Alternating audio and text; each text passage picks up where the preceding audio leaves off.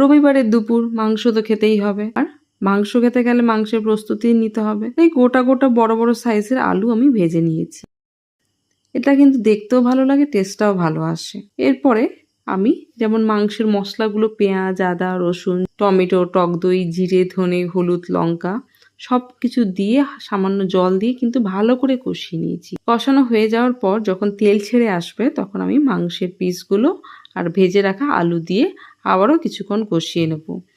যখন ভালোভাবে কষানো হয়ে যাবে ওপর থেকে সামান্য একটুখানি জল দেব, দিয়ে ঢাকনা দিয়ে মাংসটাকে সেদ্ধ হতে দেব।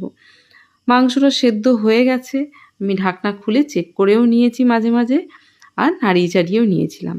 এরপরে কাসুরি মেথি আর গরম মশলা ছড়িয়ে আর একটু নাড়িয়ে চড়িয়ে আমি ঢাকনা দিয়ে কিছুক্ষণ স্ট্যান্ডিং টাইমে রেখে দেব, গ্যাস অফ করে।